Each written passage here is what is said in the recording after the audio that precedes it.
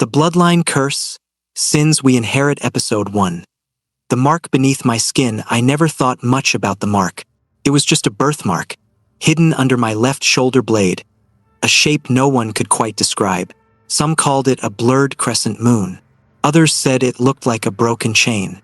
But on my 18th birthday, the mark moved. It started with a burning itch. I was brushing my teeth when I felt it. A sharp, crawling sensation under my skin, like something was wriggling inside me, just beneath the surface. When I turned my back to the mirror, I saw the mark had changed. The crescent was sharper. The chain was complete.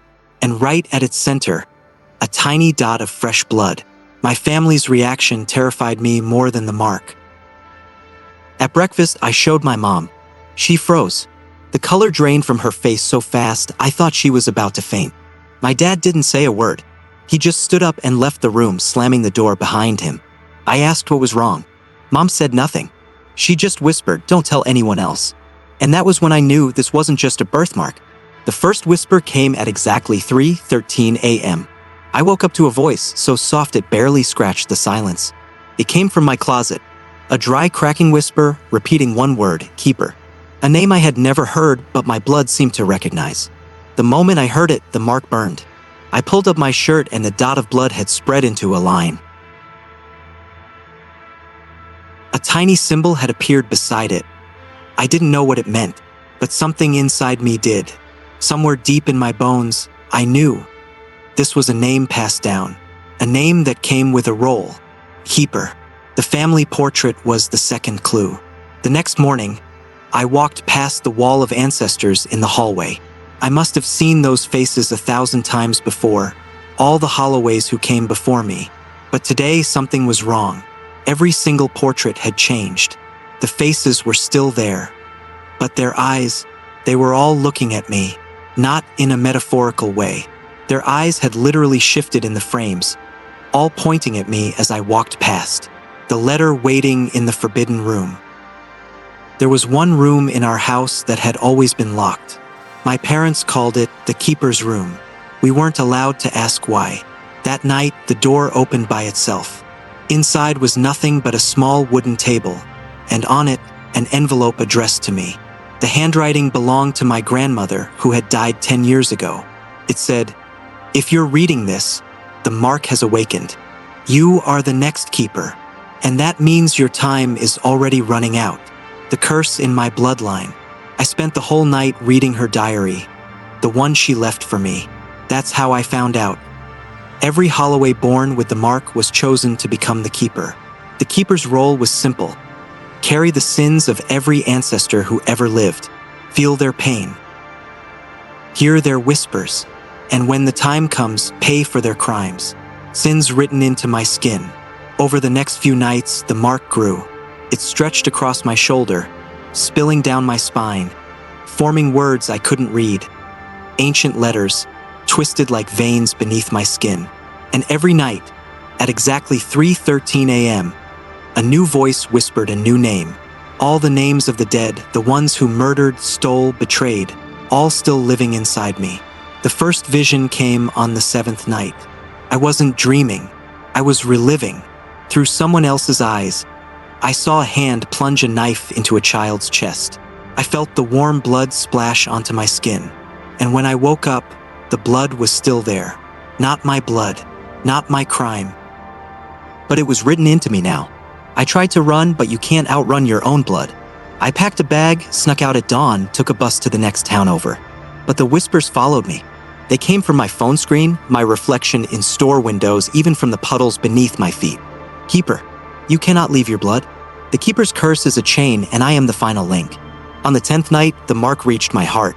I could feel it tightening around my ribs, like hands gripping my lungs, like my ancestors were trying to climb back inside me. That's when I understood the final truth. The keeper doesn't just remember the sins. The keeper becomes the sins. Every crime, every curse, every death, all of it lives in me now. The final message. Tonight, at 11:59 p.m., a new letter appeared beneath my pillow. It wasn't from my grandmother. It was from the first keeper, the one who started it all. It said, "You are the last. Break the chain and we all burn. And at the bottom, in blood not yet dry, was my own name already signed. The curse doesn't wait for you to believe it. It starts the moment you are born. And now, as I write this, my reflection no longer moves when I do, because the keeper before me is already inside the glass, waiting to take my place. And when the clock hits 3:13 a.m. tonight, the mark beneath my skin will become a door, and they will come through. Pass this story on, or the mark chooses you next. Episode 2. The room in O1 can enter. There is a door in my house we never open. It stands at the end of the hall, framed by wood too old to belong in this century. The brass handle is cold, even in summer. The keyhole hums softly, as if something inside is breathing. I have walked past it every day of my life, but last night the door opened on its own. The keeper's room, every Holloway child hears the same warning. You can play anywhere, but never open the keeper's room. My mother told me it was just storage. My father called it a family tradition, but no one ever told me why. Not until my mark started to bleed. The key that shouldn't exist, I found the key under my pillow. Wrapped in black silk, stained with something that smelled like copper and earth. I didn't want to touch it, but my hand moved on its own, fingers curling around cold iron like they already knew the weight. The moment I held it, the door clicked open. Inside the room, dust hung in the air like ash after a fire. The walls were covered in portraits, but not of people. Just hands. Every Holloway keeper's hand traced in ink and blood. Some missing fingers. Some with symbols carved into the skin. In the center of the room stood a chair, its seat cushion rotted through, the floor beneath stained dark red.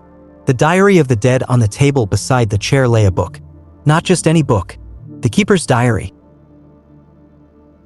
Bound in flesh, stitched with human hair, its pages alive with shifting ink. Every page was written by a different hand. Some elegant, some trembling, some written with fingers, not pens. And at the top of every page, one word repeated: confession. Every keeper confesses before they die. I flipped to the first entry. Dated March 13th, 1625. I killed my sister to save the Holloway name. She saw the mark. She knew the truth. Forgive me, keeper after me. I had no choice. The next page. I drowned my son before the mark could choose him. The curse does not end, but at least it will not take him this time. Page after page, a bloodline's worth of sins and sacrifices, all left for me to inherit. The room knows I'm here. The air grew heavier.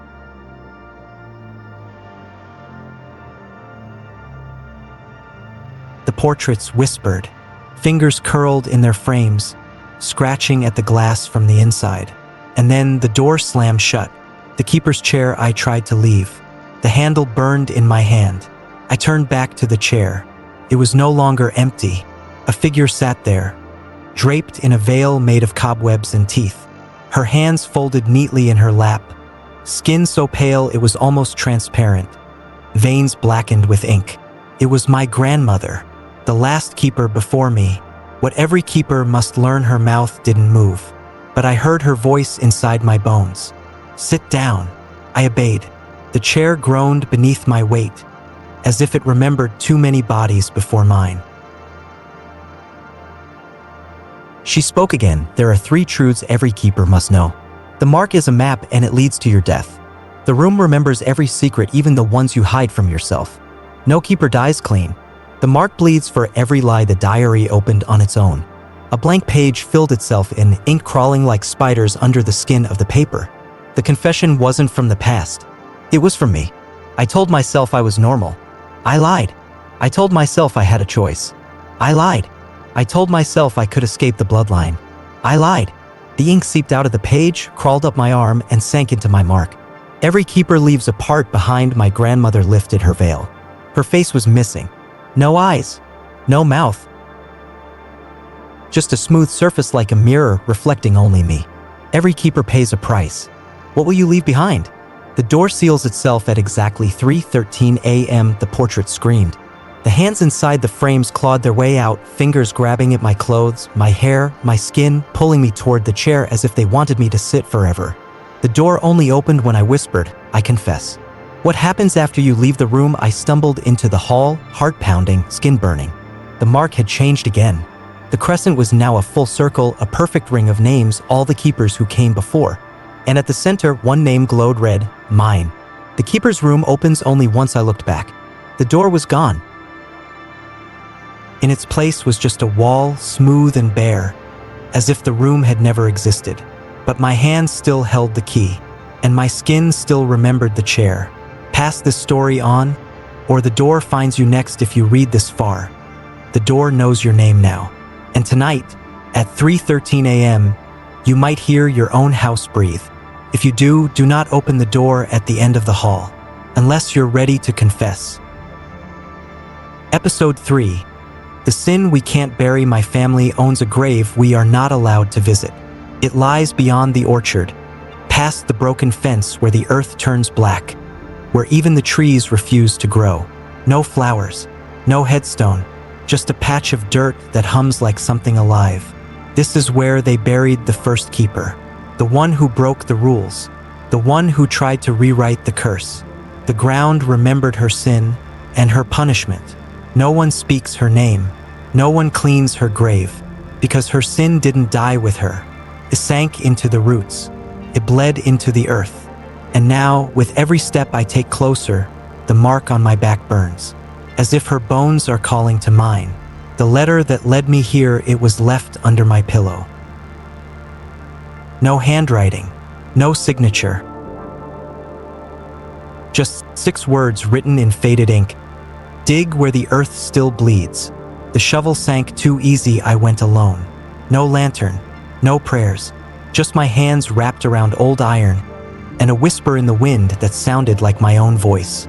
The earth opened faster than it should have, as if something beneath was pushing up to meet me. The coffin was empty. Almost I found it 6 feet down, split in half, wood rotted, nails rusted into the shape of fingers clawing upward. There was no body, but there was a hand, detached, mummified, still wearing a ring with the Holloway crest. Every bone tells a story. I lifted the hand, and the fingers curled around my wrist, skin dry but somehow still warm. My mark burned white hot, and a voice, not my own, spoke through my mouth. You took my place. You bear my sins. You will bury them all. The keeper who tried to end it all, the voice belonged to her, Miriam Holloway, the first keeper. In 1632, she discovered the truth about our family, that every drop of wealth, every acre of land, every child born healthy, all came from a deal made in blood. The Holloways had cut a child open under the full moon and fed her blood to the orchard, so the land would bear fruit. The first keeper's job was to keep that secret buried. Miriam refused. She spoke the truth aloud, and so they cut out her tongue. But you can't silence the dead. Miriam's bones remember. Her blood remembers. And now I remember too. The sin written into the family tree. Every keeper after Miriam paid a price. One lost their sight. One lost their hands. One gave birth to a child with no skin, only teeth. Each sacrifice fed the curse, kept the land fertile, kept the wealth flowing. We didn't inherit riches, we inherited a debt. The bone that wouldn't let go, I tried to drop Miriam's hand. It held tighter. The bone sank into my palm, and my own fingers turned gray. For a moment, I couldn't tell where her hand ended, and mine began. The whispering bones, I carried the hand back to the house, laid it on my desk, and then I heard it, a soft clicking sound. The fingers were writing, scratching into the wood, letter by letter, until they formed a single word, confess. The keeper's true duty, it was never just about remembering. It was never about protecting the family. The keeper's real job was to confess every sin so the land wouldn't. If the keeper stayed silent, the orchard would bleed, and the sins would crawl out of the soil, looking for a voice. The orchard screamed that night. At exactly 3:13 a.m., the trees began to wither in reverse. Their branches curled backward, bark splitting to reveal faces trapped inside the trunks. The faces of every keeper who kept their mouth shut. And they were all whispering my name. What happens when you bury the truth alive the next morning? The earth split open. Bones forced their way to the surface. Not human bones. Bones shaped like letters, each one spelling out a crime, theft, betrayal, murder, sacrifice, and at the center of it all, a mirror buried face down. The mirror that remembers everything. When I lifted it, my reflection wasn't my own. It was Miriam's face, her mouth still stitched shut, her eyes wide with a message I couldn't hear until I pressed the mirror to my mark. Then I understood. The keeper can break the curse, but only by becoming it. If I wanted to end this, I had to confess every sin. Not just my own. All of them. Every murder. Every betrayal. Every child sacrificed to feed the land. I had to speak them aloud, or the land itself would swallow me whole. The first confession that night, I stood at the edge of the orchard, the bones at my feet, the mirror in my hands, and I spoke the first sin aloud. In 1632, the Holloways drowned a child to feed the earth. The ground shook beneath me, the orchard screamed, and the mark on my back bled fresh ink. But the bones began to sink back down, and for the first time, the trees stood silent. Pass this story on, or the earth takes you next. If you read this far, the orchard knows your name. And tonight, at exactly 3:13 a.m., you might hear scratching under your floorboards. If you do, don't step outside, because the ground still remembers, and it's still hungry. Episode 4. Whispers in the Blood. The first time my blood spoke, I thought I was dreaming. I woke up at exactly 3:13 a.m., sheets soaked in something warm and sticky. Not sweat, not tears, ink, thick, black ink bleeding from my pores, curling into letters across my skin. A language older than my bones. And every word was a confession. My veins have become a pen. I washed it off, came back. I scratched my skin raw. The words rewrote themselves, carved from inside out. Every pulse of my heart pushed another sentence to the surface. My body was no longer mine. It was a page being written. The words know my name. I covered every mirror. It didn't matter. My reflection was still writing. Even when I stood still, the girl in the glass moved her lips. Couldn't hear her, but I could read the blood sliding down her face. The keeper must confess. My blood remembers what my mind forgot. I blacked out in the shower. When I woke up, the walls were covered in names, written in my own handwriting. Names I didn't know, but my blood did. The names of every Holloway who ever killed, stole, or betrayed. Every ancestor who passed their sin down like an inheritance. The ink is alive, it moves. Even when I sleep, it crawls beneath my skin, shaping itself into stories no one ever told me. My great-grandfather, who fed his brother's heart to the crows. My great-aunt, who drowned her newborn to silence a prophecy. My mother, who watched her sister burn alive and said nothing. The blood knows the truth even if I don't. I tried to lie to myself. Tried to pretend my family was just unlucky, that our wealth came from hard work. The ink burned hotter every time I lied, until my skin cracked open and the truth spilled out. Every drop is a memory. I cut my finger slicing an apple. The blood didn't drip, it wrote. Across the cutting board, in perfect cursive. She buried her daughter alive to keep the orchard fed. I dropped the knife. The words soaked into the wood, vanished like they were never there. Whispers inside my bones. It's not just my blood. It's in my marrow. When I press my ear to my wrist, I hear them. All the dead, whispering through my pulse. Every heartbeat carries a name. Every breath carries a confession. The keeper's curse is genetic. It's not a ghost, not a haunting. It's biological. My DNA is ink. My blood is a story, and my body is the final chapter. What happens when my blood runs out? I woke up with pages taped to my chest. Pages torn from the keeper's diary. Pages I never touched. But the ink was wet, still dripping, and the handwriting was mine. The first full confession that night. The bleeding got worse. I wrapped my arms in towels. The towels filled with words, bleeding through the fabric like water through paper. I unwrapped them slowly, reading every line written in my own blood. I am Olivia Holloway, the last keeper. My blood carries the sins of my ancestors. Every drop I spill writes their truth. If I stop writing, the earth will write for me, in my bones. My blood is not mine anymore. I stabbed a needle into my arm, tried to draw just clear blood, tried to prove to myself I was still human. The syringe filled with ink, and inside the ink were faces, twisting, screaming, mouths full of dirt and teeth. Every ancestor who died without confessing. All of them living in my bloodstream. The blood writes what the family hides. I found my mother crying in the kitchen. She wouldn't look at me. I held up my arms, showed her the writing crawling across my skin. She whispered, "It's your turn now." The keeper's final duty, the ink formed a sentence I couldn't avoid. Write the sins or become the sin. The blood wants out at exactly 3:13 a.m. My veins opened on their own. Not deep, not fatal, just enough for the ink to flow. It poured across my floor, spelling out every secret my family ever buried. My father's betrayal, my grandmother's silence, my great-uncle's murders, a timeline of horror written in my own lifeblood. I am the book now. The keeper's diary was never a book. It was always meant to be a body, a living record, a breathing confession.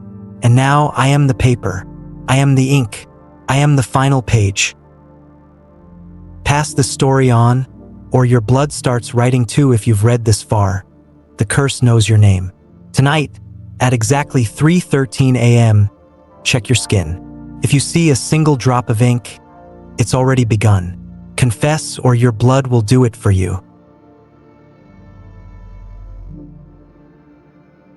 Episode 5. Family portraits that change in the Holloway house. The walls have eyes. Every hallway is lined with portraits. Every portrait holds a pair of watching pupils. Generations of Holloways frozen in oil and canvas, but I swear, they blink when no one's looking. The first smile, it started the morning after my blood bled words. I passed the hallway like I always do, bare feet on cold wood, shoulders heavy with secrets no one told me. Then I saw it. My great-great-grandmother's portrait was smiling. Just a little, a curl at the corner of her mouth, like she knew a joke I didn't. But I've walked past that painting my whole life. I know that face. She never smiled before. The gallery that breathes. The further down the hall I walked, the more the portraits shifted. A man turned his head slightly to the left so his eyes could follow me. A child's hand, once folded neatly in her lap, now pointed at my chest. A woman in mourning black had opened her mouth, as if caught mid-sentence. And from somewhere deep inside the walls, I heard breathing.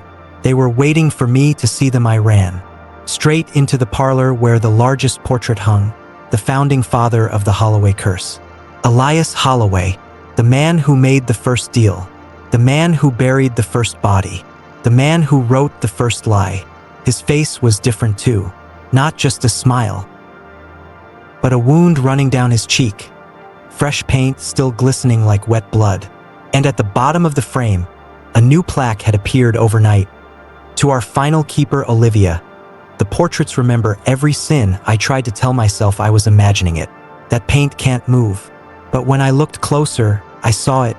Every portrait was painted over another face. The original Holloways had all been replaced, covered up by newer, cleaner versions.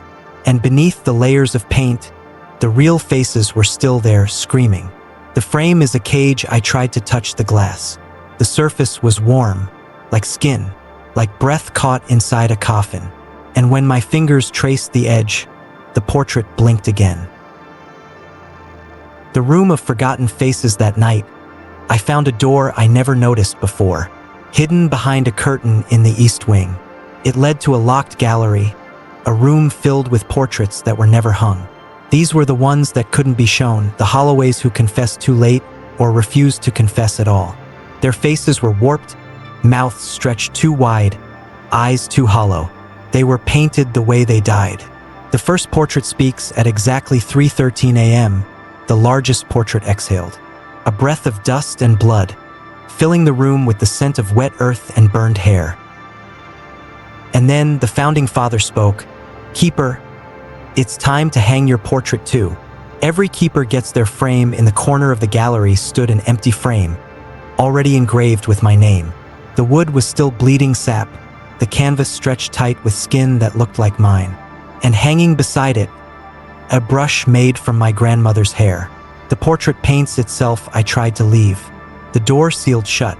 The brush lifted into the air, dipped itself into my blood, and began to paint me. Not the way I am, but the way I'll look when the curse finishes with me. I stitched shut, mouth sewn open, fingers bent backwards, holding a pen I'll never drop. The family watches. Every portrait in the room turned to face me. All the dead, all the guilty, all the keepers who came before. They smiled in unison, mouths too wide, teeth too sharp. They knew my time was coming, and they were so glad to see me join them. The portrait sees what I refused to confess. The painting knew things I didn't. It showed me killing someone, a person I hadn't even met yet. It showed my hands digging a grave beside the same orchard that fed on my ancestors. It showed me becoming the monster they needed me to be, because every keeper, in the end, commits a sin of their own. The family is always watching. I covered every portrait. I painted over the eyes, but every morning the covers were gone. The paint was clean, and the smiles were wider than before. The portrait keeps changing every day. The version of me in the frame rots a little more, skin splitting open to reveal words carved into bone. Confessions I haven't written yet, sins I haven't committed yet. But the painting already knows, because the story is older than my choices. The final frame awaits. The hallway grows longer every night. More portraits appear. Some are ancestors, some are keepers. One is me, but at the very end, there's one blank frame left. The only thing missing is the date of my death. Pass the story on, or your reflection starts to smile too. If you've read this far, check your family photos. Tonight at 3:13 a.m., if any face looks happier than it should, or if their eyes follow you when you leave, the frame is already waiting. Episode 6. The Keeper's Wedding. My wedding invitation came in a coffin. It arrived at dawn, left outside my bedroom door. A small, rotting casket wrapped in black silk, tied with a lock of my own hair. Inside was a single card, handwritten in ink that smelled like old blood. It said, "The keeper is to be wed at midnight. Attendance is not optional." The bride doesn't choose. I didn't know who I was marrying. No name, no face, because the groom was already dead. The dress that wears you hanging from my closet door was the dress. Not silk, not lace, skin, stitched from the flesh of every keeper bride before me. Each seam still sticky, each button made from teeth. And the veil, translucent like old muscle tissue, stained with the tears of every woman who wore it last. The wedding march is a whispered curse. At exactly 11:59 p.m., a procession began outside my window. Not music, not bells, knives tapping against bone, a slow, rhythmic beat, as a line of faceless ancestors marched toward the orchard. I knew, without being told, that was where I'd say my vows. The groom waits in the soil. They buried him 100 years ago, but tonight, he would stand beside me. A Holloway man chosen by the curse itself. The last keeper groom, returned just long enough to complete the marriage. The bride must dig him up. I wasn't walked down an aisle. I was led to his grave. The same hands that stitched my dress gave me a shovel, and the first vow was simple: unbury your groom or join him underground. I became his widow before I became his wife. The soil was soft, like something had been digging its way out already. His hand burst through the earth first, fingers curled like roots searching for skin. When I pulled him free, his face was covered with my veil, because the bride's face and the groom's face become the same in the end. The first kiss tastes like dirt. They pushed me to my knees beside him. He wasn't breathing. He wasn't warm, but his mouth moved against mine, teeth grinding against my teeth, tongue dry like paper soaked in ink. The ancestors cheered silently, hands clapping without sound, because no keeper wedding needs witnesses, only participants. The rings are not gold. The best man was a shadow, tall, thin, featureless. It held out 2 rings, one carved from my groom's femur, and one carved from mine, bone I had not lost yet, but would. The vows are already written in blood. They handed me a knife. I cut my palm. He cut his. We pressed our hands together, and the blood spelled out our vows on the earth itself. I bind my blood to yours. I carry your sins as my own. I die your death so you can live again. The first dance is a burial rite. We danced around the grave, feet bare, soil sticking to skin. Every step wrote symbols into the earth, marking us both as keeper and ghost, bride and groom, sin and confessor. The guests are already dead. Every Holloway, whoever married into the curse, stood in the orchard, skin gray, mouths stitched into smiles. They didn't clap. They just watched. Because every keeper bride knows the real ceremony happens after the living leave. The wedding bed is a coffin. At dawn, they placed us both back in his grave. 2 bodies, one breathing, one not. But by morning, it was impossible to tell which was which. The first night as husband and wife, he whispered my name without lips. I whispered his name without knowing it. And in the space between breath and dirt, we became one story. His sins and mine. His death and mine. His confession and mine. I woke up in my own bed, alone, except for the ring made from my bone, still tight on my finger. A bride wears her husband's ghost forever. I looked in the mirror. My reflection wore his face. His reflection wore mine, because there was no bride or groom anymore, only keeper and curse, curse and keeper, bound by vows no one living ever wrote. Pass this story on, or the next wedding invitation is yours. If you've read this far, you are already on the guest list. And tonight at exactly 3:13 a.m., if you hear tapping on your window, don't look. It's just the groom, checking if you're ready to dig. Episode 7. The first sacrifice in the Holloway family. Love is a death sentence. The morning after the wedding, I found a knife on my pillow. The blade was wrapped in human hair, my mother's hair. Tied to the hilt was a note, written in blood so dark it looked black. Your first sacrifice must be someone you love. Love is a weapon in this house. They didn't tell me this part. Not when I was a child, not even after I became keeper. Because every generation, the first sacrifice decides how strong the curse becomes. Kill a stranger, the curse stays weak. Kill someone you love, the curse feeds deeper, stronger, hungrier. And I knew before I read the second line, they already chose who it would be. The curse wants my brother. A photo lay beneath the knife. Me and my brother, Theo, taken when we were 6 and 8, back when we were still innocent, before the house whispered our names. The edges of the photo were burned, and across Theo's face, someone had written, "Beloved." Bloodline logic is simple. Love makes blood stronger. If I spill stranger's blood, the curse only grows a finger. If I spill my brother's blood, the curse grows a spine, a backbone to carry every future sin. Because in the Holloway family, love is fuel. The house prepares the altar at exactly 3:13 a.m. The floorboards began to shift.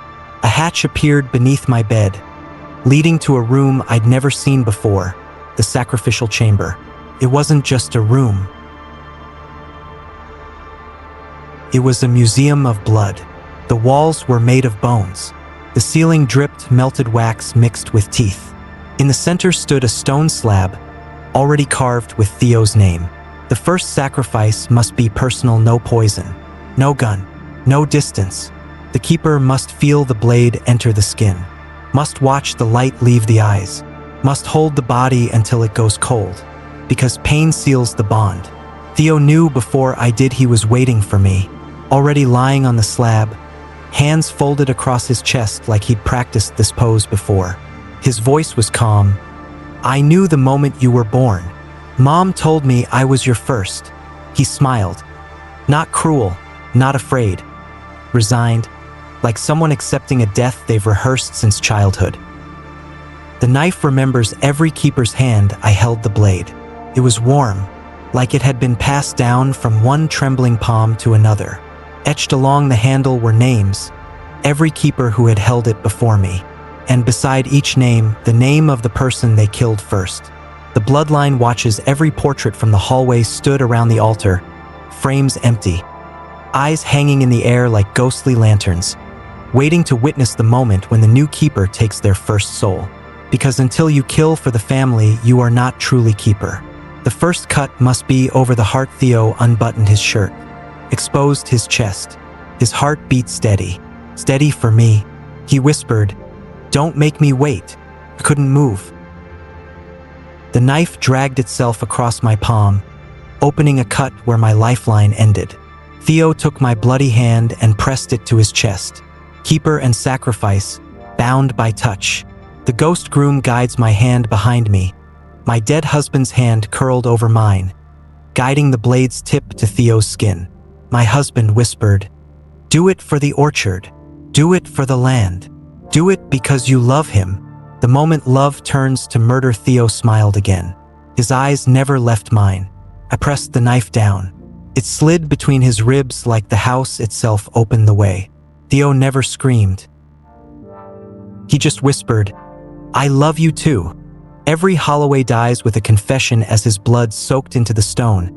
It spelled out his final words, written directly into the altar. "Forgive her. This is not her sin." The ancestors cheer without sound. The portraits clapped their hands silently, mouths stretched into grins too wide for human skin. They fed on my grief the way the orchard fed on blood, and I knew. This was the moment the curse became mine forever. The knife absorbs the soul. The blade turned black, Theo's face reflected in the metal, forever trapped.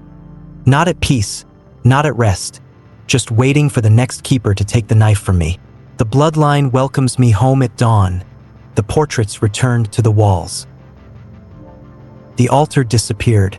All that remained was the knife, still warm, still whispering Theo's name. And now, every time I pass his old room, I hear his voice. Not angry, not vengeful, just sad. "I always knew you'd be the one to kill me. Pass the story on, or the first sacrifice will choose you next." If you've read this far, the knife knows your name too.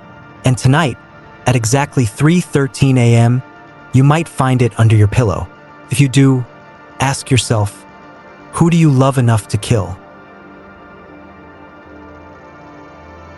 8. Sins written in bone. The morning after I killed my brother, my spine started to scream. Not a sound anyone else could hear, but I felt it. Every vertebrae cracking open from the inside, like something was growing inside my bones. When I looked in the mirror, I saw the first one push through the skin of my back. A tooth, but not mine. It was too old, too yellow, too large for my body. I recognized it from the portraits. It belonged to Elias Holloway, the first sin bearer. The keeper's bones don't belong to her alone. They never told me this part. That becoming keeper meant sharing my skeleton with everyone who came before me. Each sin needs a place to live. Each confession needs a bone to carve itself into.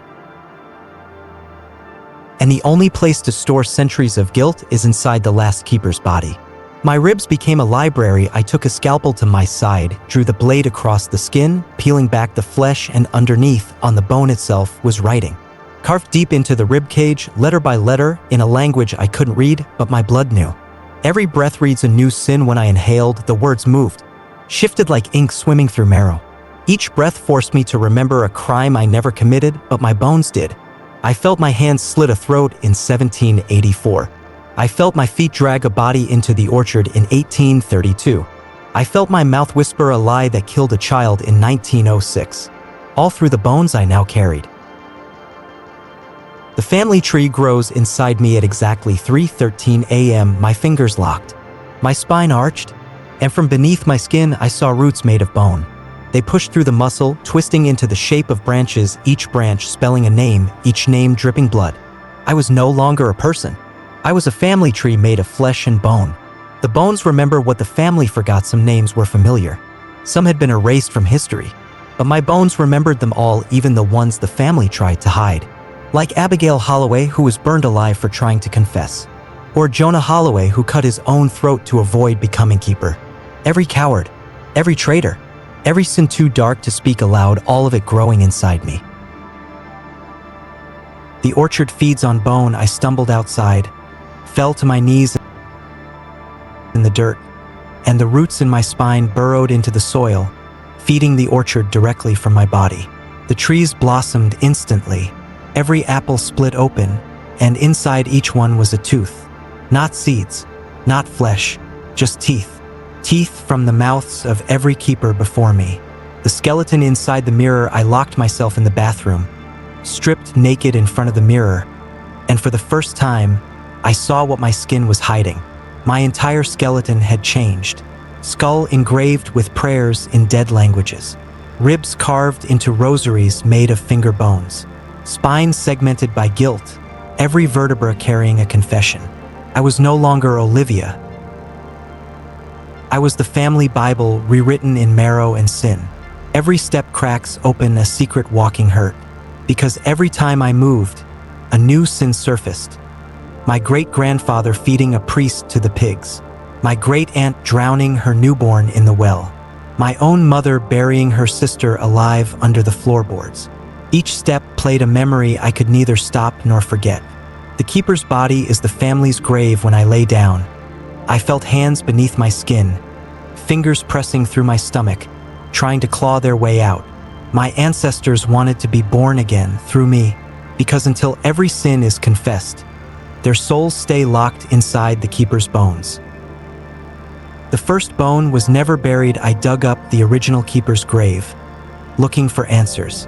There was no body, just one bone, a single vertebra still attached to a strand of black hair.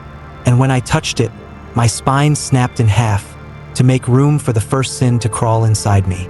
The curse is evolution. Every generation, the keeper's skeleton grows thicker because the sins multiply.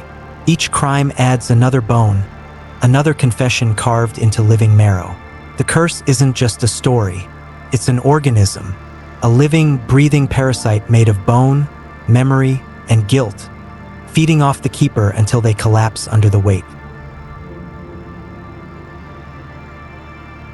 The bones whisper names in my sleep every night. I dream of teeth falling from my mouth, each one engraved with a date and a name. The next person I must kill, because the curse doesn't just live inside me. It needs me to feed it. And the only thing bones crave more than marrow is fresh blood. Pass the story on, or your bones will start to whisper too. If you've read this far, the bones know your name now. Tonight, at exactly 3:13 a.m., check your spine. If you see a single word carved beneath your skin, it's already started. Every family has secrets. Some secrets have bones, and some bones are hungry for new blood. Episode 9. The Keeper's Curse is a chain. They lied to me. Since the first day I learned I was the Keeper, they always told me, "You are the last. Break the curse, and the Holloways will be free." But last night, at exactly 3:13 a.m., I received a letter.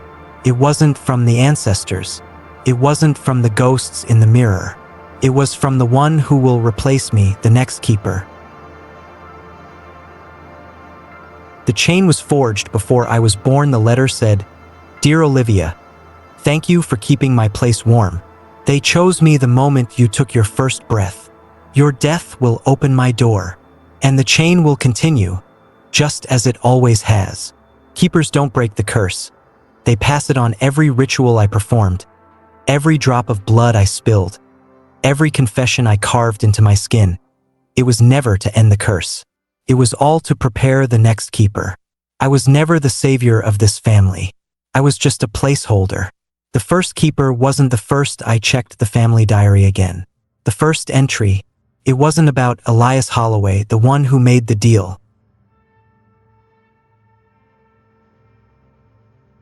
It was about a child who died before Elias was even born, a keeper before the first keeper. Every family claims there was a first, but the truth is the first sin was already the second. The chain lives inside blood. I sliced my palm, let the blood drip onto the floor. Inside the blood wasn't just words. There was a face, a child, smiling like an angel, but with white, empty eyes. That was the child who died to create the curse. That was the real first keeper. Every birth is a burial. They said I was born prematurely.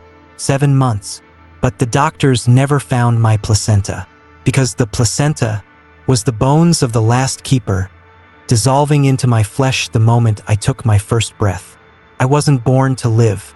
I was born to hold space. The keeper's curse is a chain, and I'm just a link my whole life. I thought I was fighting the curse, but the truth is I was only a link already forged. The Holloway bloodline never wanted salvation. It only needed the next one willing to die. The next keeper is already waiting. I found her name, hidden behind the wallpaper in my mother's room. Clara Holloway, my cousin's daughter, born 6 days after my mark first bled. She has the same birthmark as me, down to every twisted line. Does Clara know? Probably not. Just like I never knew, until my blood spelled her name on the mirror at 3:13 a.m. Keepers don't die, they become soil. I opened the family crypt. There were no whole skeletons, only bones crushed into dirt, mixed into the roots.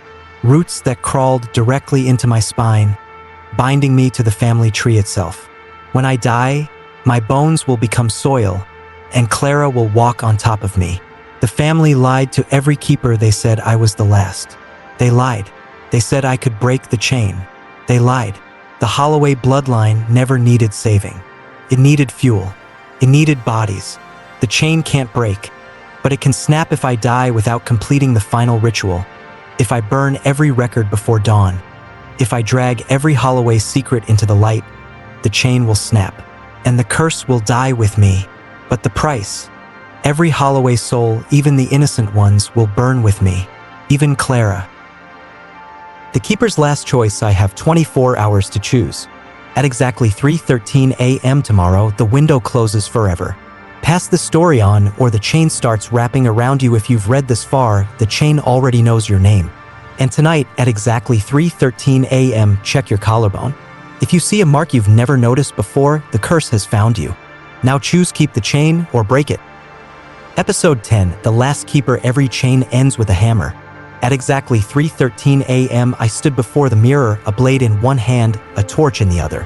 Behind me, every portrait had emptied itself, the ancestors stepping out, skin stitched from secrets, eyes carved from guilt. They came to watch me choose. The 2 doors on the floor before me, the blood had written 2 words: inherit if I wanted to pass the curse down, destroy if I wanted to end the Holloways forever. But the blood didn't warn me what happens to the keeper who breaks the chain. The ancestors begged, some whispered, keep us alive. Some screamed, bury us with you. Some only cried, hands reaching for me, begging for one more chance to live through me. Because if I destroy the chain, every soul tied to it burns, including mine. The mirror shows my death. I raised the blade to my throat. In the mirror, I saw 2 versions of me. One, dressed in black, smiling like the portraits, eyes empty, heart heavy, but alive, the keeper who obeys. The other, skin peeled back, bones on fire, mouth wide in a silent scream, the keeper who breaks the chain. Both are me, but only one gets to choose how it ends. The house fights back, the walls cracked open, hands made of roots dragged me back toward the altar, the portraits screaming my name. Olivia Holloway, keeper of the bloodline, daughter of sin, bride of the dead, you cannot break what you are. Because that's the truth they never told me, the keeper is the curse. To break the chain, I don't just destroy the family. I have to destroy myself. My bones start to speak. I felt the words rising inside me, from marrow to muscle, crawling up my throat like 1,000 worms made of ink. The final confession writing itself across my skin. I am the last keeper, the final link, the bloodline made flesh. To end the curse, I must end myself. The last ritual, I stepped into the orchard. The earth was already opening for me, the roots curling into the shape of a coffin made from the bones of every keeper before me. The tree offered me a noose braided from hair that looked exactly like mine. To break the chain, the keeper must die by her own hand. The ancestors speak one last time, we will haunt you forever if you do this. We will drag you with us. We will not die quietly. But I knew the truth. They couldn't haunt me if I was already haunting myself. The keeper's body becomes the key. I lay down in the grave, torch in one hand, knife in the other. I slit my palm, let the blood soak into the earth, and the ground swallowed my hand whole. The soil drank my blood like it was starving. Because it was. The land feeds on keepers. The fire starts from inside. The ancestors tried to pull me out. They screamed my name. One more generation. One more keeper. But the flames started in my bones. The confessions caught fire first, every word written in my ribs, every sin carved into my spine, burning like scripture turned to ash. The portraits burn with me inside the house, every painting burst into flames. Every face screaming, not in pain, but in fear. Because once the keeper's bones burn, the bloodline burns too. No more keepers. No more sins. No more Holloways. The earth screams open, the orchard split down the middle, swallowing the house, the portraits, every secret, every lie, all of it dragged back into the dirt where it belonged. The Holloway name erased from the soil itself. But the curse needs a body. As I burned, I saw the truth. The curse wasn't just a story. It was a living thing, a spirit made of fear and memory, and it needed flesh to hold it. Without a keeper, it had no anchor. So it tried to climb into me one last time, but there was nothing left to enter. Because I wasn't just dying. I was erasing the place where the curse could live. The last keeper becomes the first ghost. I don't remember the moment my heart stopped. I only remember the silence after. No whispers, no footsteps, no ancestors watching from the walls. Just quiet. And in that quiet, I became the ghost of the last keeper, the one who broke the chain. Pass this story on, or the chain finds a new name. If you've read this far, the curse is searching for a new home. If your family has secrets, if your walls hold portraits too old to remember, if your blood feels heavier than it should, then tonight, at exactly 3:13 a.m., check your reflection. If your eyes don't blink when you do, the chain has found you. And now you choose keep it or break it.